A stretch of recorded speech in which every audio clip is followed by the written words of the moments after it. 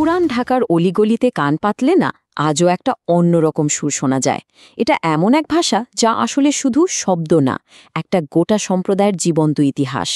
কিন্তু সময়ের স্রোতে সেই সুরটাই আজ এক কঠিন প্রশ্নের মুখে। পরিচয় বদলে টিকে থাকবে নাকি চিরতরে হারিয়ে যাবে? চলুন ঢাকায়া উর্দুর এই গল্পের গভীরে একটু ঢুমেরে আসি। ঢাকাইয়া উর্দুকে শুধু একটা উপভাষা ভাবলে কিন্তু বিরাট ভুল হবে।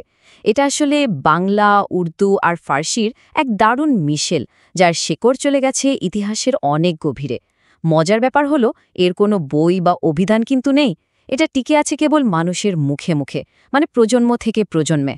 আমাদের প্রথম পর্ব, ঢাকার নিজস্ব ভাষা। চলুন প্রথমে এটাই জেনে নিই, এই ভাষাটা তার মানুষদের কাছে ঠিক কী? এটা কি শুধুই কথা বলার একটা মাধ্যম, নাকি এর চেয়েও অনেক বড় কিছু? পুরান ঢাকার মানুষেদের ঢাকাইয়া উর্দু কিন্তু শুধু কথা বলা না, এটা তাদের পরিচয়ের একটা সুর। এই ভাষাতেই তারা হাসে, গল্প করে, এমনকি ঝগড়াও করে। মানে এটাই তাদের এক সুতোয় বেঁধে রাখে। এই ভাষায় যেন তাদের কানে কানে বলে দেয়, আমরা ঢাকাইয়া। দ্বিতীয় এবার আসি ঐতিহ্য ও সংস্কৃতির ধারক।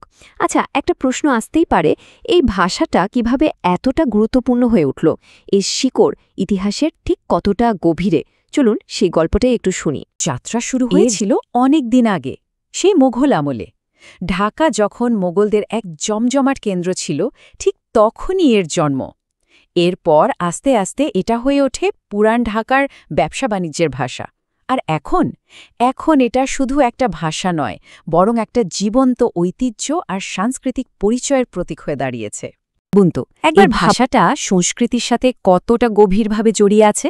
এটা একদিকে যেমন বাংলা, উর্দু, ফার্সি মিলন ঘটিয়েছে, ঠিক তেমনই এর সুরেই বাঁধা হয়েছে কত স্থানীয় গান, কবিতা আর মজার সব কিস্সা কাহিনী।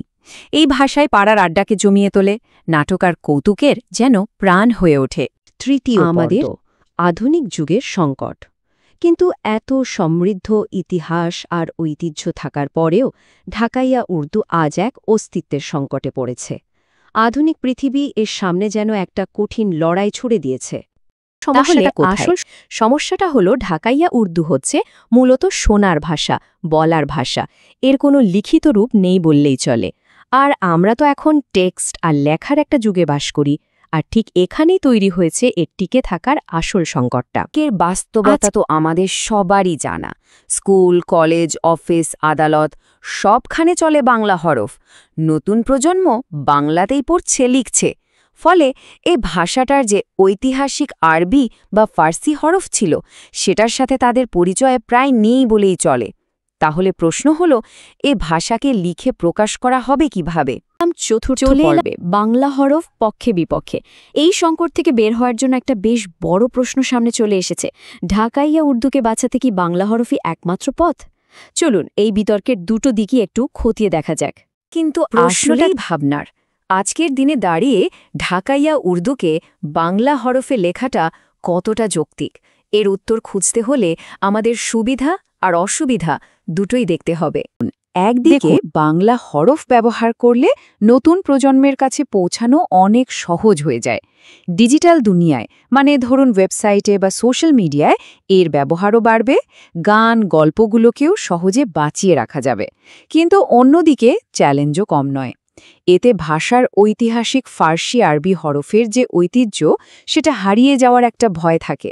আবার এমন কিছু বিশেষ উচ্চারণ আছে যা হয়তো বাংলা হরফে ঠিকঠাক প্রকাশ করা বেশ কঠিন। আর সবচেয়ে বড় কথা হলো, পুরো সম্প্রদায় কি এই পরিবর্তনটা সহজে মেনে নিতে পারবে? শেষ পর্ব, আমাদের ভাষার ভবিষ্যৎ কি?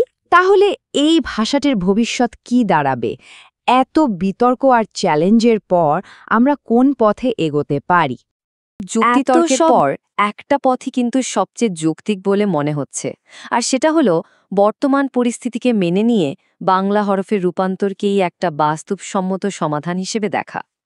তাহলে কি হতে পারে? পথ একদিকে বাংলা হরফকে গ্রহণ করতে হবে, যাতে ডিজিটাল যুগে এটা টিকে থাকতে পারে।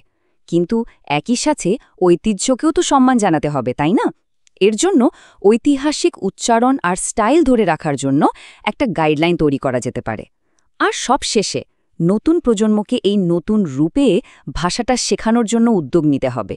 এভাবেই হয়তো ঐতিহ্য আর আধুনিকতার মধ্যে একটা সুন্দর ভারসাম্য আনা সম্ভব। একটা বড় সব প্রশ্ন শেষে কিন্তু থেকেই যায়, একটা ভাষা যখন তার চেনা হরফ বা লিপিকে পেছনে ফেলে আসে, তখন সে কি তার আত্মাকেও হারিয়ে ফেলে? এর উত্তর হয়তো সময় বলে দেবে, কিন্তু ঢাকাইয়া উর্দুর ভবিষ্যতের জন্য এই প্রশ্নটাই এখন সবচেয়ে বেশি জরুরি।